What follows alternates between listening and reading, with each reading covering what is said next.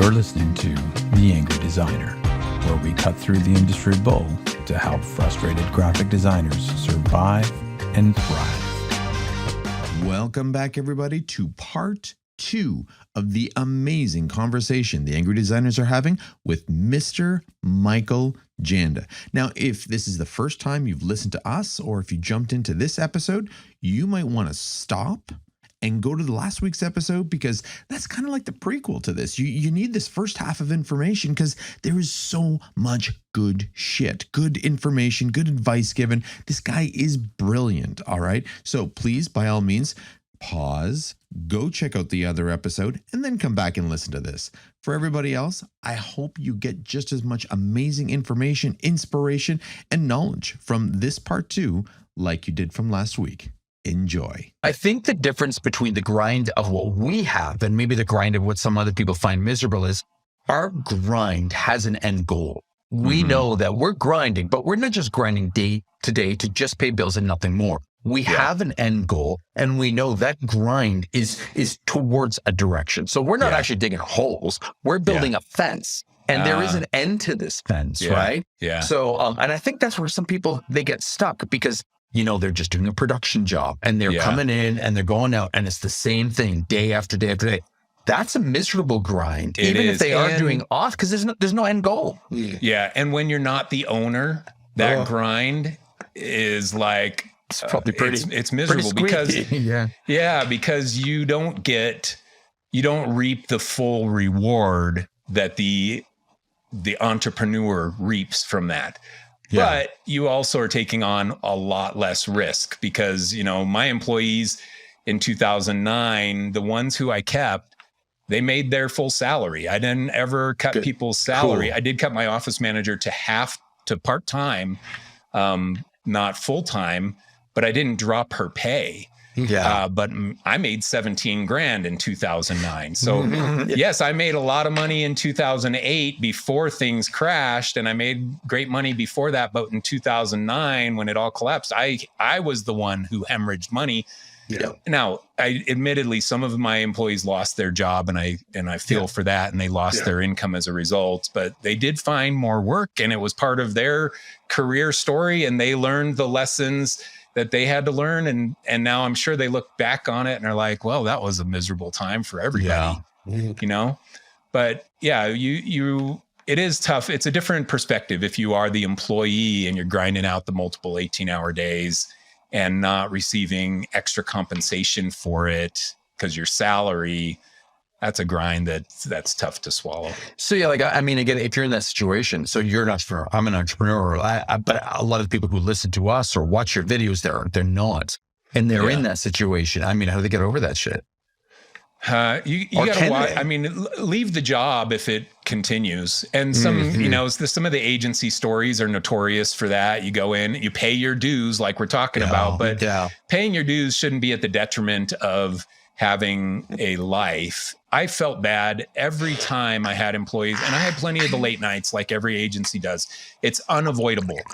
But I felt bad every time people were there till 9 or 10 or whatever. I hated it.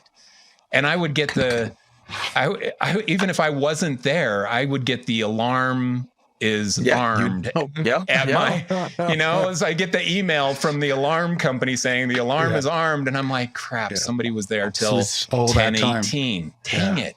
Yeah. And you feel like a failure as a business owner when that happens, because they're grinding out those long nights. But the flip is, okay, well then I could hire people. And then when the workload slows down, now I have to let people go.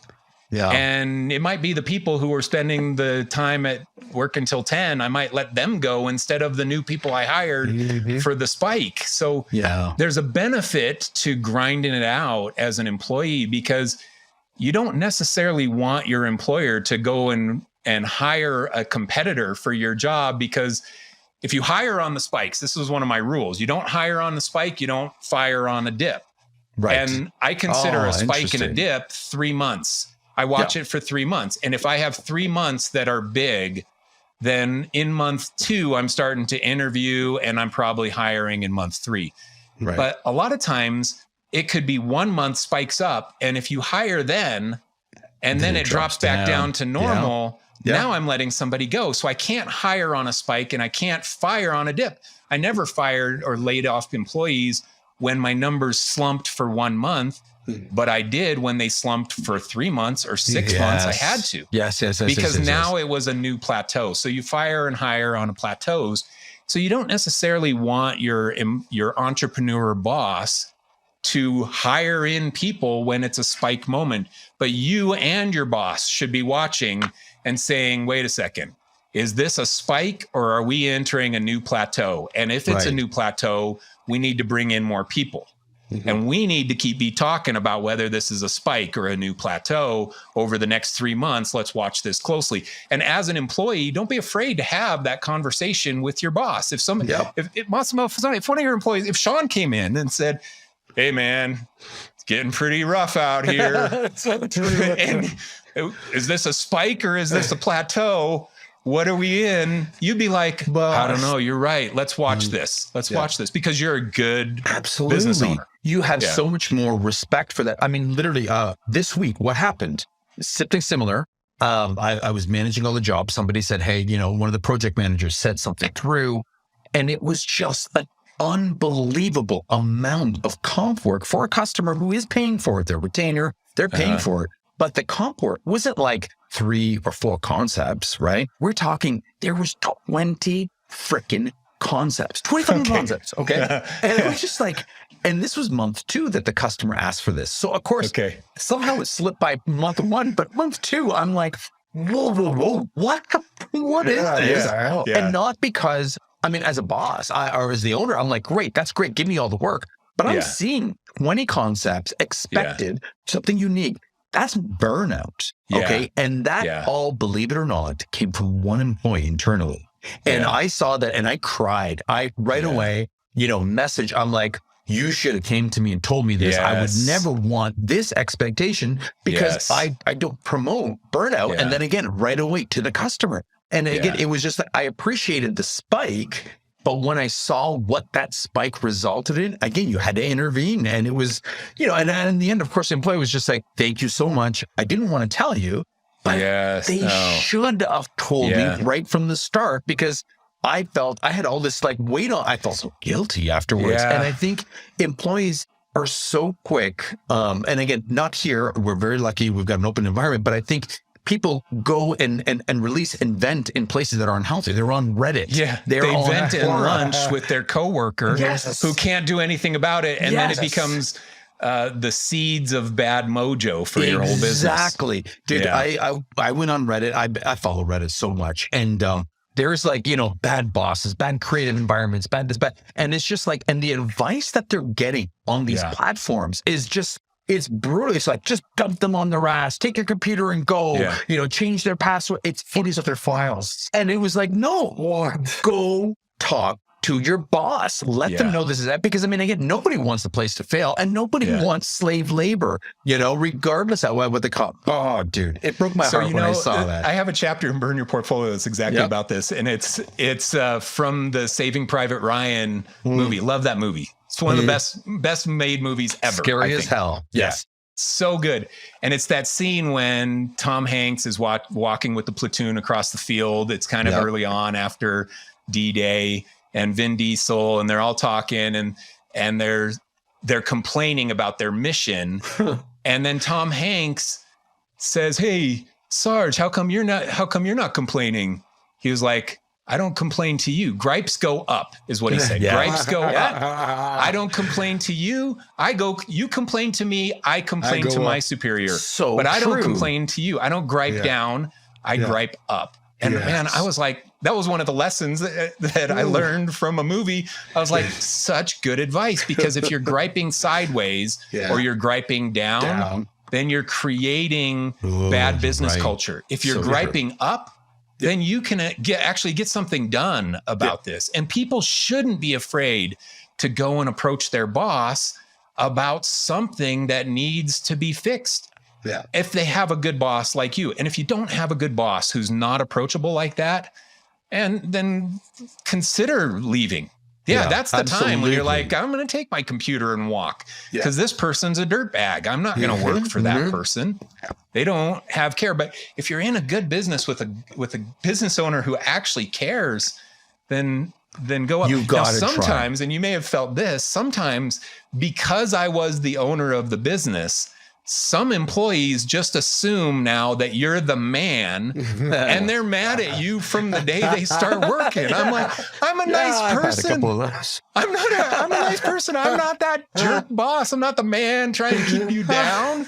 Yeah. And I always hated that because I never wanted to be that boss. But there were some people, some employees, I had them and they hated me, or their spouse at home, right? Their spouse at home hated me. Their spouse at home hated me just because, because so-and-so had to work until 6 and he wasn't, or she wasn't home to help with the kids or whatever. And now I'm like, I'm the hated man of capitalism. Well, do you think expectations nowadays are unrealistic, and not from the boss? I'm talking from employees or from people who are entering the work world. Do you think there's so much. I read every morning so much before I even start my day after my first coffee. And what I'm reading scares the hell out of me, because I'm like, how are businesses going to survive if the expectations are so high or so? I mean, we're in a city where, there's a lot of tech in this town.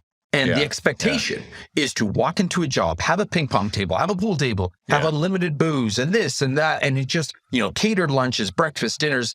It's just like, how the hell can you make this work? So that piece has been for the last 15 years or so. That's been the perk wars in businesses, perk wars. And that's what it is. And I lost employees to some of these funded startups. They get their $200 million of funding and they hire away 6 of my programmers. I'm like, come on.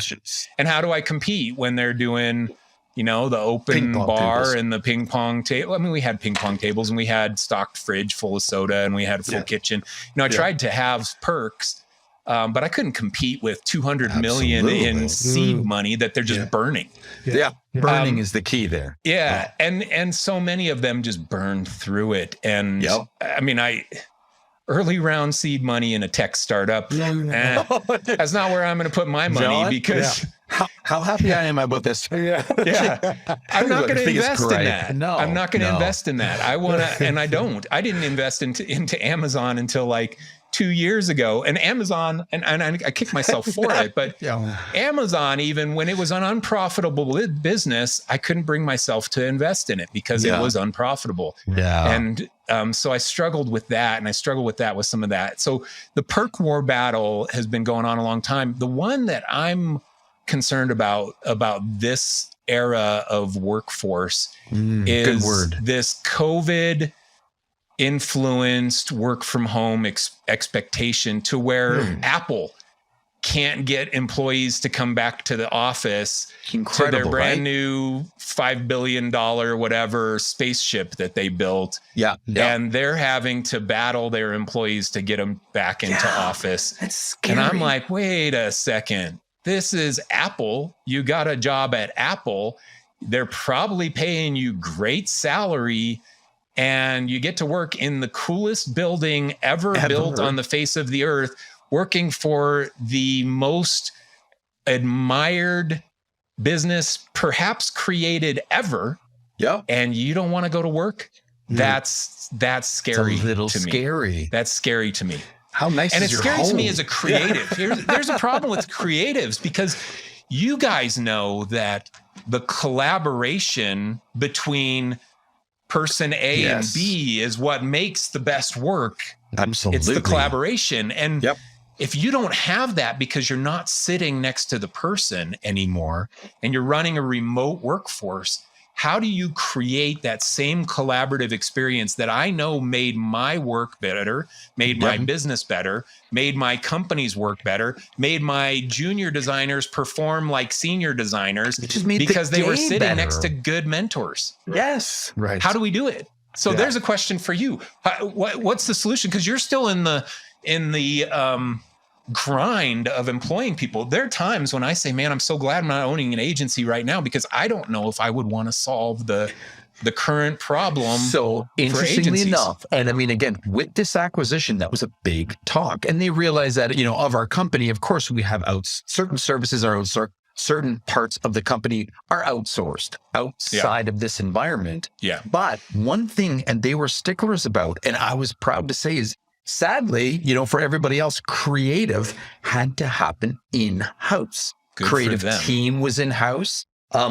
We were proud to say, dude, all of our creative team is in-house, because what we learned with COVID is, creativity, it was fun at first when we were all doing this virtual stuff, but it was so quick to do. It died. We need each other. Everything that we just spoke about. And you're right. It takes a junior to a senior in such a small time. So while they were okay with, like if we had a programmer out, 8 hours away here and 10 hours away over there, when it came to the creative, they were concerned that does that happen in-house? And it absolutely did.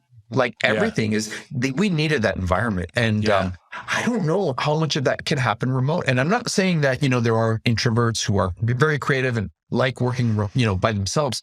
There's prodigies. Absolutely. But that's not 90% of players. 90% of us are better because we're sitting next to Sally. And not better just on our own. And potentially, those people who are a little bit more introverted might be better suited running their own gig, doing their own thing on the side, or being the one person creative, that can work for a company. But when you have an agency and you need, multiple concepts, multiple ideas, campaigns, you need that collaborative environment. And that's what we built. Right? Like open door policy. I don't care what people have. They can come in and bother me anytime. Sometimes I might be more open to it or not. But regardless, they come in, they have an idea, they need to bounce, and we'll bring in other people if we need to. And it's so fun too. That's the thing. I mean, for people like us that are more senior in our career, I love creative direction, art direction, two of my favorite roles. If I went back as any kind of role in a business, it would just be that. That was the role I played after I sold too. I was the partner over the creative side of our 80-person team. And I loved it, man. I was like, okay, you mean I don't have to worry if the server goes down? Yeah. Still my problem. The CTO is on that, man. So I was like, that monkey was off my back. But he didn't have to worry if the client was mad that they didn't like the comps, because I would handle that. Right. Yes. So it was a more bifurcated partnership model like that. But I loved that. And man, I do get really nervous about the future of creativity and the agency model when you don't have that. And it's not that I want people punching clocks or anything. I just want that collaborative energy.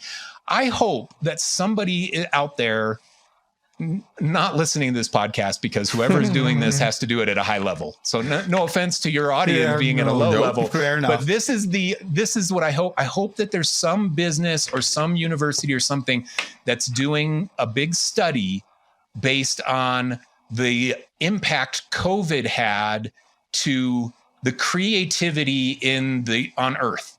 Yeah. Did we see a slump in innovative ideas? Did we see a slump in startups and things? Or did we see a spike when everybody got sent home and now they had to solve new problems that they didn't solve before?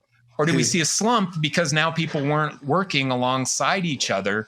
I don't know. But I hope that there's some study that comes out about that. I got some scary theory here. I'm thinking COVID dropped down. Okay, everybody was working remotely, trying to figure out ways to get around these problems.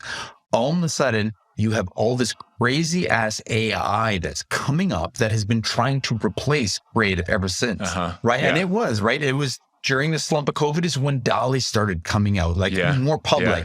And, Midjourney. And all the AI copywriters that I get retargeted on Facebook all the time. It's ridiculous. You can get your articles written by AI now. You can get your creativity, your Midjourney. So again, I think COVID, all of a sudden, it almost seems as though people who weren't creative, who relied on creatives for their stuff, were just like, we need to find a solution around this. So we don't rely on this. That's scary. I know that's kind of creepy. Or it's, conspiracy theory but some of this shit that's coming out right now is really scary. I mean, there's some people are embracing it. We've got a couple followers. Oh my God, Cesar Giovanni is one of our followers. And this guy is phenomenal. He's taking, AI generated stuff. He's dropping it into his own stuff. And then he's like, taking the best of both worlds. He's using it like a tool.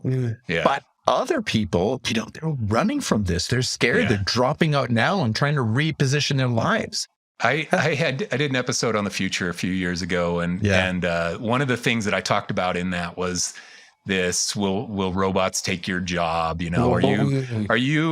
Are we going to lose out to automation at some point? And I was like, yeah, because I've lived long enough to see. I remember the days when and you guys do too, when you had to make like 2 or 3 layers in Photoshop and Gaussian blur to make a drop shadow. And now I can just put the Gaussian blur effect on it, and it's done. And the pre-designed stuff, Canva, people, you've got, that's your engine. It's our platform.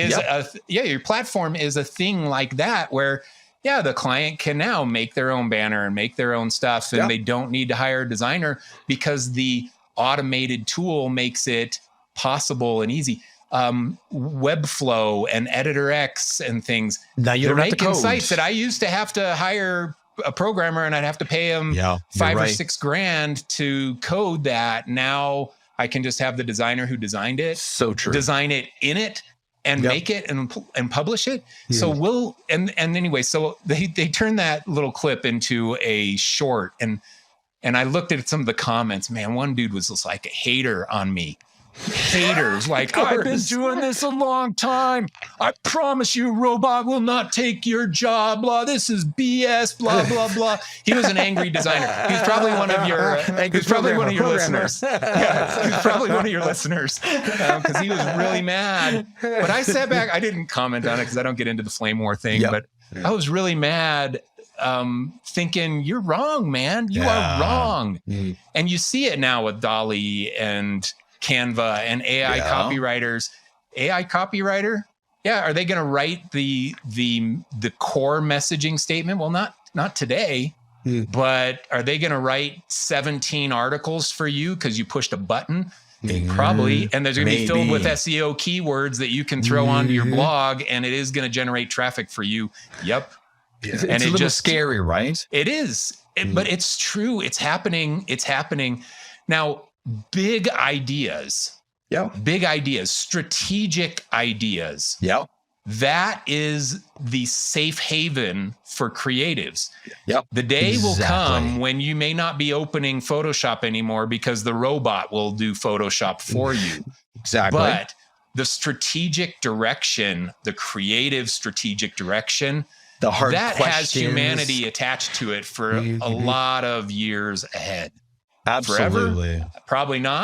Probably not forever, but for at least our lifetime, for I would suspect you're safe. Yeah.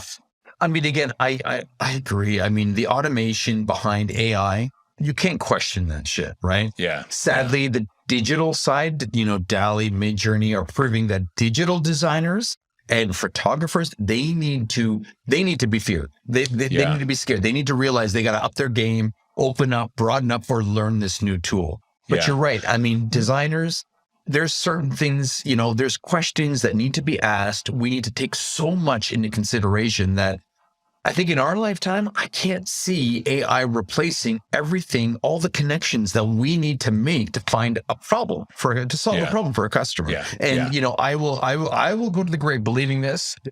This is the one part of AI that I don't know if they'll touch in our lifetime, just because there's too many variables. There's too many questions. There's too many, unique ways of approaching or thinking. It's the emotional side. You have to tap into the emotion of the audience. And as of right now, a robotic algorithm doesn't feel the emotion that you have to empathize with to deliver the right solution.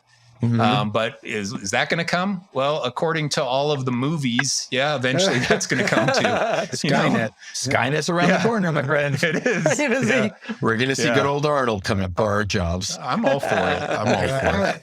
It is a little scary, though. It's scary for creatives. Some creatives, I would say, as advice to creatives, learn strategy, pay attention to strategy, start talking about target audience and strategic direction and the methods behind things and the motivation on why someone will buy or not buy.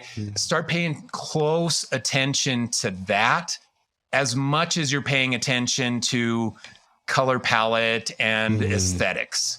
It's like you're limiting yourself if you are just sticking to the physical design, like the physical color palettes, logo design, layout design. You're right. A designer's role is to make that end user's life better. Solve that problem. And you're right. The strategy part, I don't think, that's what separates the real designers from just the visual designers. Right. Now, people like us who are in our midlife, we could have careers that lasted 2 decades just because we were aesthetically talented. We could design it and make it visually, wow, that looks so great. And you didn't have to care about whether it was going to resonate with the audience or whatever. But you just make it pretty. But today, designers, it has to be more than that. It does. You have to break out of just aesthetics, and you have to understand why it's going to impact somebody and how they're going to react to it, and design the reaction. Absolutely. But because the days of what we had they're over. I mean, absolutely. It's going to be tough for a designer who isn't strategic to have a career that grows to anything of substance. And you know what? I think that's what separates, there's a huge drop off for designers at the age of 40. They just disappear, it seems, right? The numbers are just staggering. But the reality is because the ones who are doing the physical graphic design, the prettying stuff, the layout design, that's all like it's production work, right? And you can only do that for so long.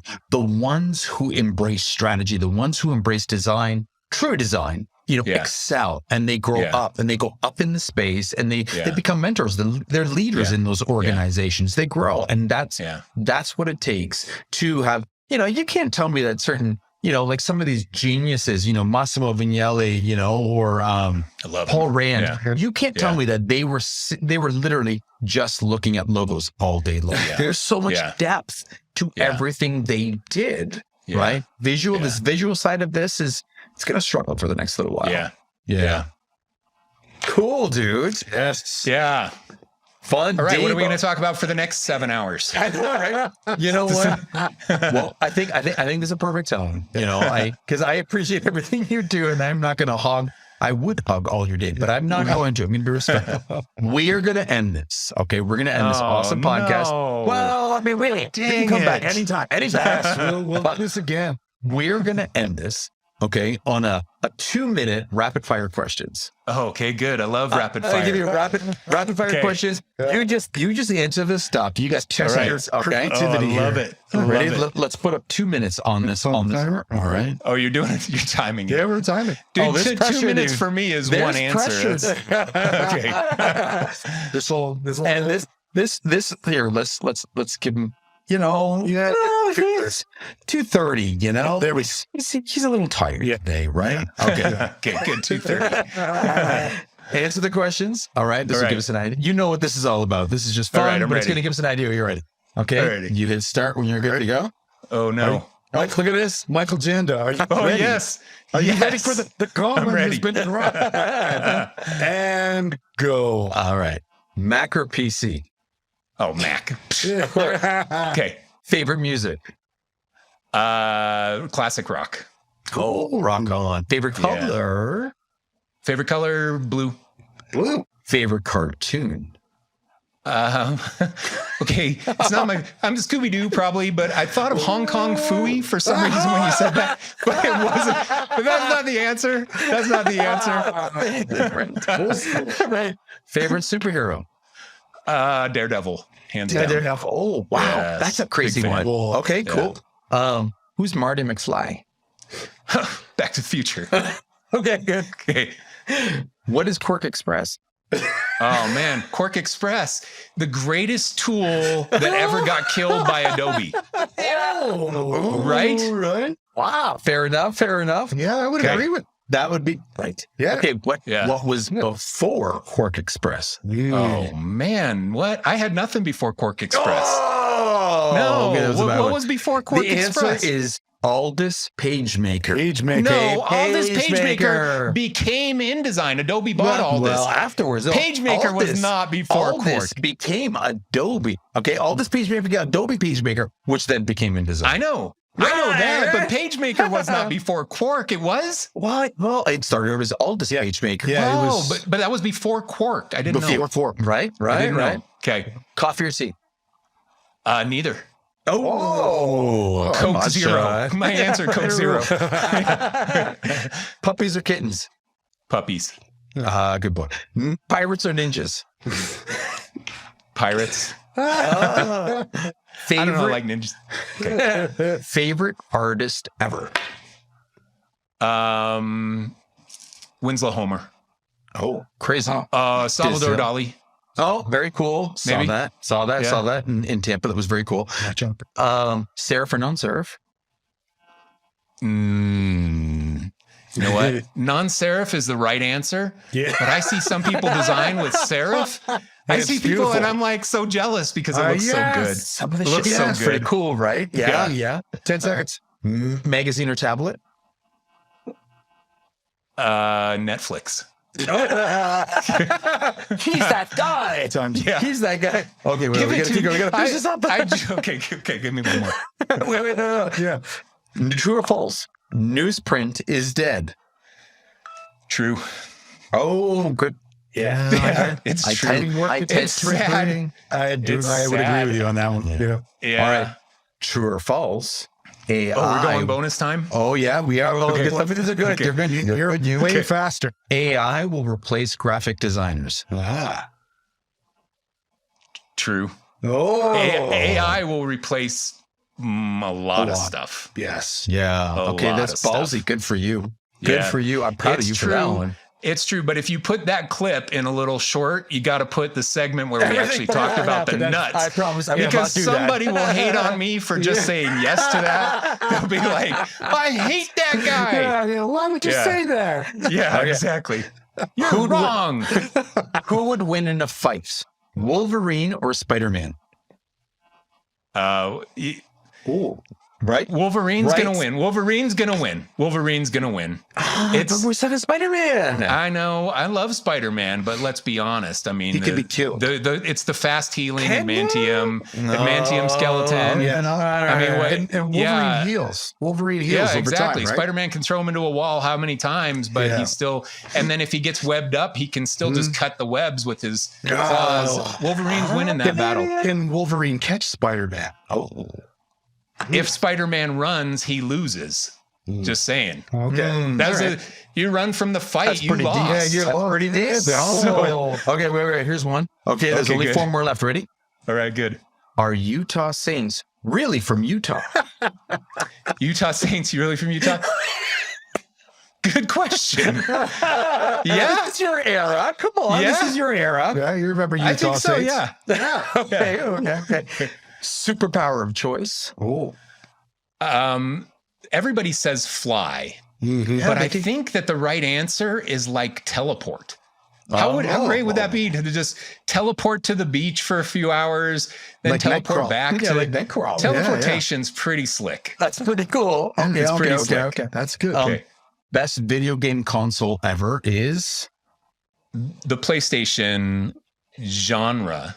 Best video game ever, and this Uncharted, so good. But my boys, I've never played Last of Us. My boys say Last of Us is amazing. Interesting. Good for you. That's so I need really to still need to play that. Get into that. Okay, last and not least, one thing that makes you really, really angry.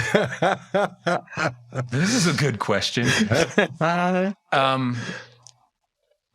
don't get really, really angry. I don't. Of course not. Haters. Haters make me angry. I just like it, dude. Good. Get a life. Yeah. I even get mad when haters are on posts of people I don't even know. Yeah. Like I get mad. I'm like, why are you wasting everybody's time with your angst? Yes. You know? So true. Haters. Yeah. Dude, that's haters. probably one of the best answers I've ever heard. That's really good. Yeah, no, I hate it. Yeah. Life's too short for that crap, man. Yes. I mean, geez, we're all bottled up here in humanity, and one miserable hater can bring down so true, many dude. It's people. So true. And, I get a hater probably about once a month or so that shows up and just hates on something that I post. And sometimes I just let it go. Sometimes I reply. Yesterday, I replied to one and I was like, yeah, you make a great point. Probably a bad example that I used in my post. But you could care to do it with a little bit of diplomacy. Yes. There's somebody on the other end, and a little bit of tact would have been appreciated. That was my comment back. And because I'm like, I'm not going to tolerate it. Just don't be a dirtbag. Even if you disagree, you don't have to. If you disagree with somebody, you don't have to go and bash them. Yeah. Just disagree and move on. You don't have to go and hate on about it. Yeah. Right. Yeah. Oh, dude, that's brilliant, actually. That's so true. That's actually a great hate the haters. Hate the haters. I hate the haters. Does that make me a hater? It does. No, wait a second. I am a hater now. I'm a hater. 2 double negatives is a positive or something. Oh, okay, good. Okay. I forget. That's good. A double negative is a positive. Medical ass, man. Michael, man. You freaking rock. And again, only because you're so damn polite. I'm not even swearing, but honestly, you're amazing. Yeah. Thank you. I honestly, I can't help it. Please go back. So your book, no. Honestly, your book, the Burn the Portfolio, again, that changed a lot for me. In all fairness, right? It did.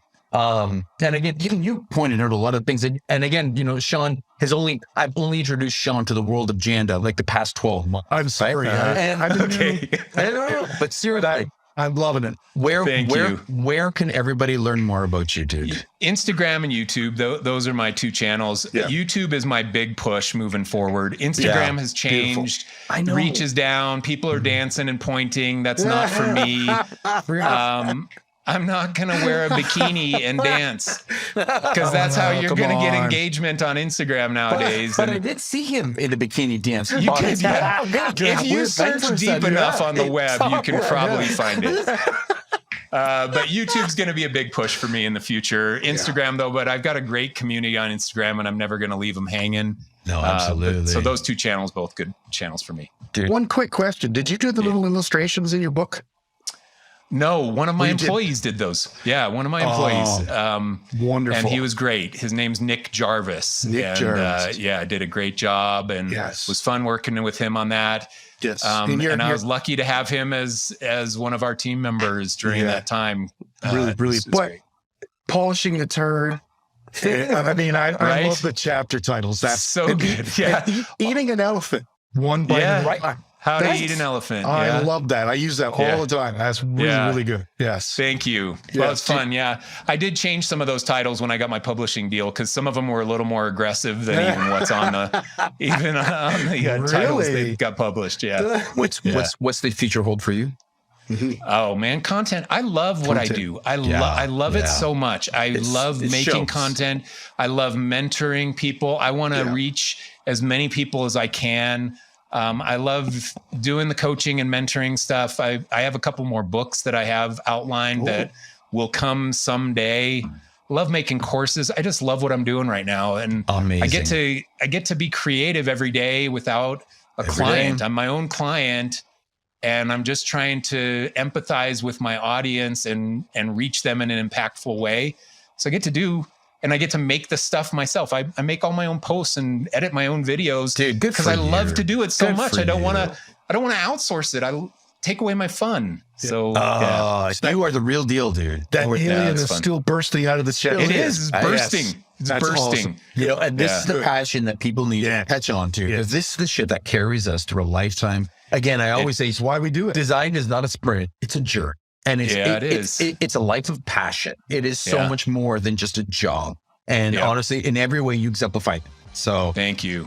Thank you. Well, you guys are awesome. Your podcast is awesome. Thank you for having me on. Yes. Tag me up. I know you will on wherever you post it, and I'll reshare and try and drive drive people to you. Yeah, and, it's always fun. And congrats on episode 100. Such a big deal. 100. Such a big deal. Yeah. You had a lot to do with that, so thank you. Thank you very much for that, man. Thank you. You guys are awesome. So, by all means, Angry Designers, you know where to find us. Please hit us up on our Instagram. Say hi, give us high fives, leave us some comments. And again, if you want to see all these crazy ass ugly mugs, hit us up on our YouTube because we're trickling in there. We are trickling in. All right. With that being said, this is Michael Janda. Yeah. And my name is Sean. And my name is Massimo. Stay creative. Stay angry. Hey!